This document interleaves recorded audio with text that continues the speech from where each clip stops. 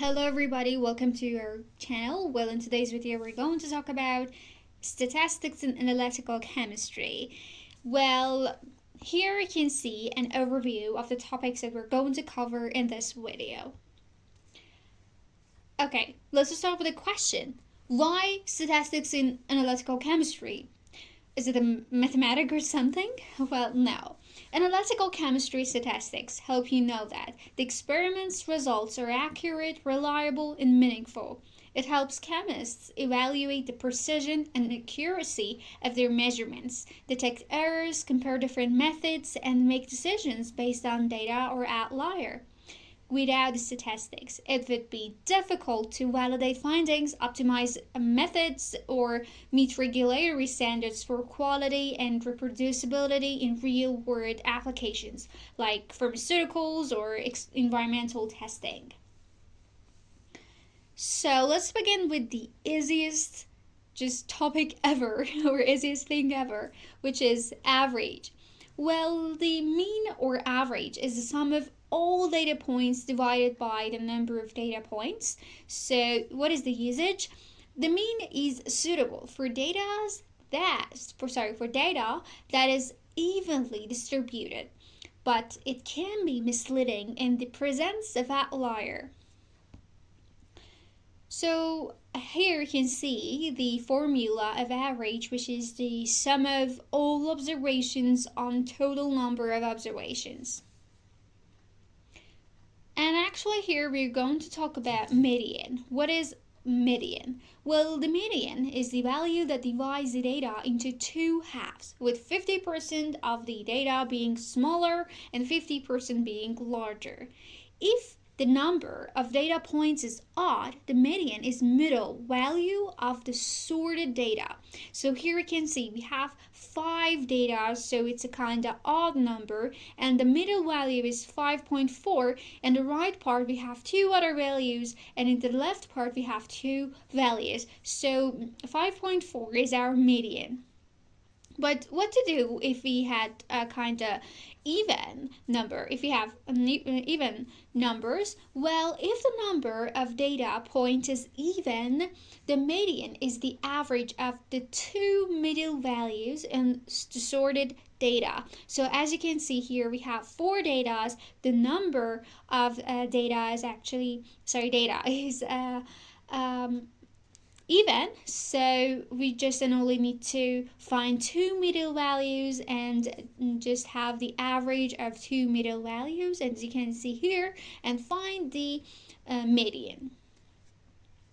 What is the difference between median and mean? Well, median is less influenced by outlier, so in presence of outlier it's better to use median. But when we have mean, mean depends on all data points and can be significantly affected affected by outlier.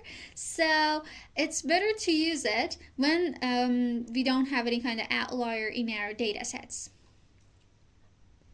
Here is an example. If you want to answer it, you can pause the video and answer it. It's kind of easy. So, but it helps you to understand the difference better. And yeah, so let's do it. Well, first of all, for answering this question, we need to set the orders in order of magnitude. For example, start from the smallest value to the largest. As you can see here, I have done it. And after that, the second point is finding middle values for finding the median. Here, the number of data is actually even, so we must find 2 middle values, and after that try to find the median. Well, 256 and 257 are our middle values, and we can find the average of these two numbers and find the median. But for finding the average, we just only need to add all data together and divide them by number of data, which is 6. So we can find 262 as the average. So here, a question. Which one is better? Which one is more suitable here for this data set? Average or median? Well, as you can see, here we have 253, 55, 56, 57, 59, and suddenly 296. So 296 is a kind of outlier, so it's better to use median in here. So let's talk about another point, which is mode. So what is mode? Well, the mode is the value that appears most frequently in a data set. It is the number that occurs with the highest frequency. A data set may have one mode, which we call it unimodal, or more than one mode, multimodal, or even no mode at all. So if no number repeats, we don't have any kind of mode. Here we can see the example for multimodal data and unimodal data. So let's talk about precision. What is precision? Well, precision means how close the measurements or results or data is how close they are to each other. Actually, it doesn't mean that how close they are to the real value. No, just how close they are to each other. It shows how consistent or repeatable your data are, your results are, not necessarily how close they are to the true value. If you measure something several times and get very similar results each time, your measurements are precise. Here you can see an example. For part 1, we have 6.3, 6.2, 6.4, 6.5. They're close. But for the other one, we have 6.3, 7.2, 5.9, 7.8. Well, it's not precise at all. Good. And here you can see in these two pictures, the left one has good accuracy because it's in the middle point and is so close to the real value, and we have good precision because the data are so close to each other.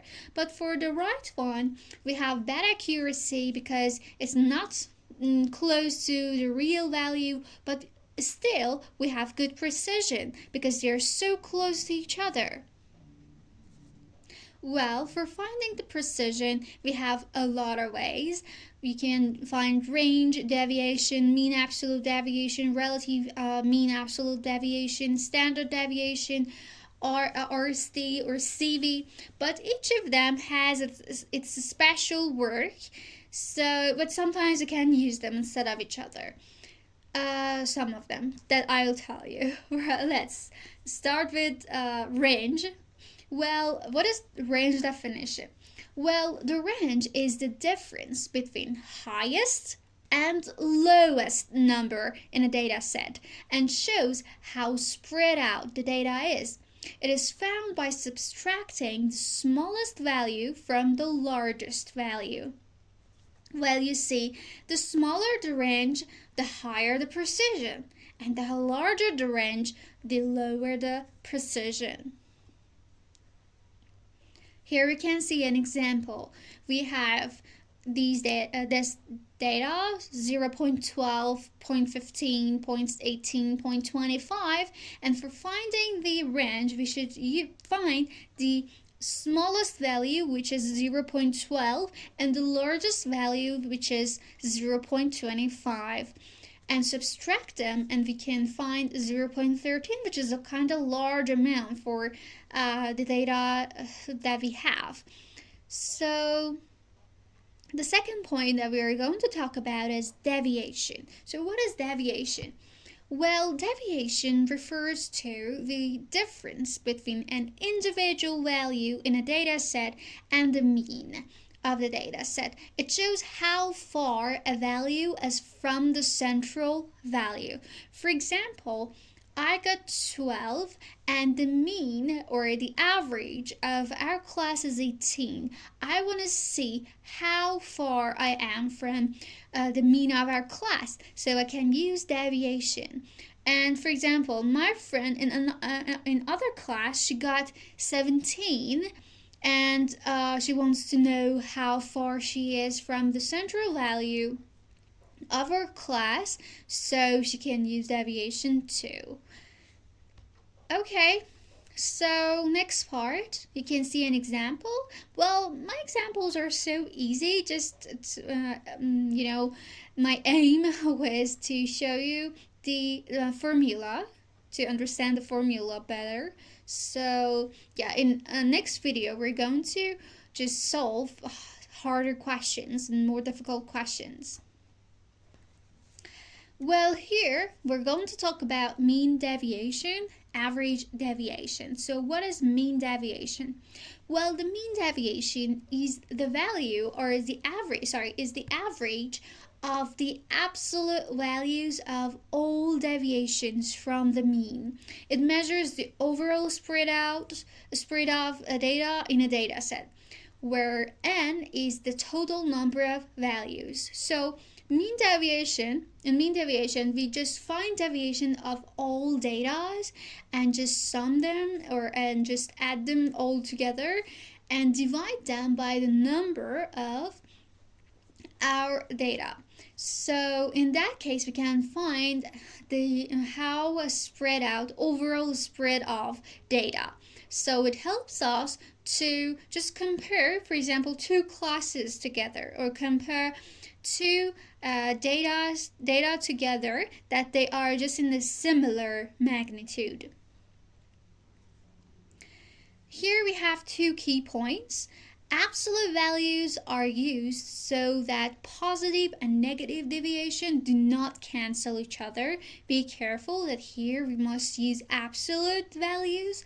And the second key point is mean deviation gives a simple idea of how spread out the value are. So it's just simple, but we have other things like standard deviation, which is more accurate. Well, here is an example for values 8, 10, and 12. Mean deviation, we want to find mean deviation. First of all, we find the deviation of them all, then add them together, and then divide them by the number of values that we have here. 3 values, so we divide them on 3. So that's all. And relative mean deviation. Well, relative form of everything is a kind of gift from God to us in science. Why? Because with helping, with relative with relative form of everything, we can compare two data with different actually magnitudes. For example, I'm working with a milligram and my friend is working with kilogram. So with mean deviation we cannot compare these two forms. Why? Because for example, even if I have for example 100 milligram of difference, for example, my first data is 1, my second data is 100, so it's terrible. But my friend she's working with 1 kilogram and her second data is 1 kilogram point 1, so it's hard to compare these two data. So with help of a relative mean deviation, we can compare two data with different magnitude. I think I just described it terribly. I don't know if you understood it or no, but just let's read the slide. Well, the relative mean deviation expresses the mean deviation as a percentage of the mean. It helps compare the spread of data sets with different magnitudes. As you can see here, we have a formula, and you can just express it as a percentage or not. And here we have example. If the mean deviation is 1.33 and the mean is 10, relative mean deviation is 13.3. So here, for relative mean deviation, we don't have the units. For example, for mean deviation, we have 10 kilogram, but for actually relative mean deviation, we don't have the unit, because the units of two units actually cancel each other in this form. Here, we're going to talk about standard deviation, which is so useful in science. Well, standard deviation measures the spread of value in a data set, but unlike the mean deviation, it squares the deviation to emphasize larger deviations. It is widely used in statistics because it reflects data variability more accurately. So this is the difference of a standard deviation with the others. Here we see standard deviation.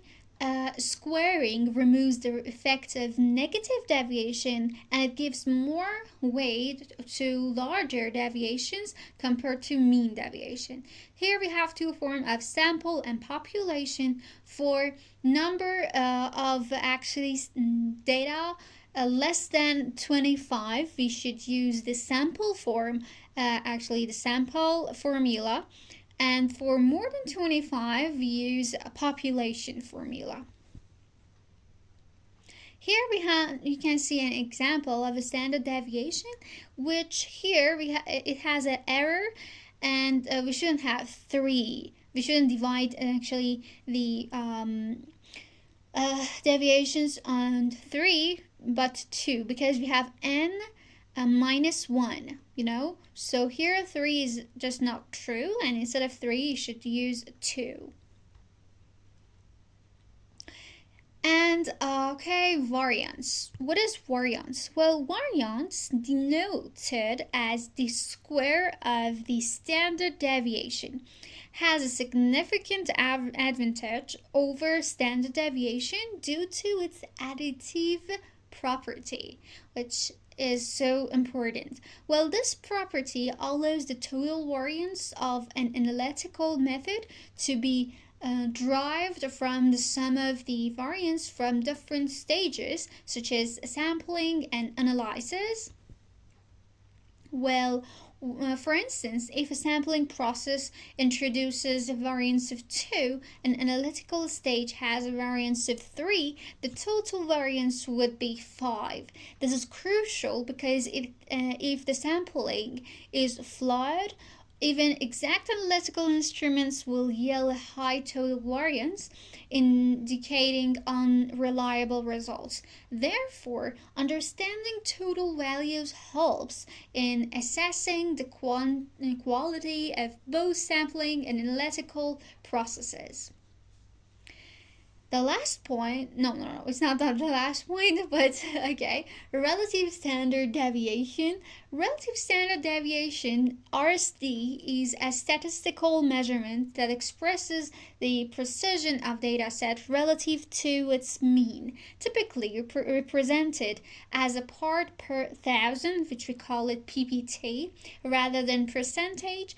It is particularly useful in analytical chemistry for assessing the repeatability and reliability of measurements. So here we can see the formula of RSD is a kind of relative standard deviation. CV is the same, just like relative standard deviation, but here we express it as a percentage, not PPT. Well, the coefficient of variation is a statistical measure that expresses the ratio of the standard deviation to the mean of a data set, often represented as a percentage. It quantifies the relative variability of data points around the mean, allowing for comparisons between data sets with different units or scales. A higher CV indicates greater dispersion relative to the mean, while a lower CV suggests more consistent data. And that's all. This is the end of the session. Sorry for just making a lot of, not sorry, but let's just stop it. Ooh. So this is the rest of my case, and if you like our video, you can like it, and if you just want to watch more videos, you can subscribe our channel, and we'll be so glad. Here is a way that you can contact us with this through email, and if you have any kind of question or if we could help, we'll answer you in the email. And that's all. Goodbye. Take care.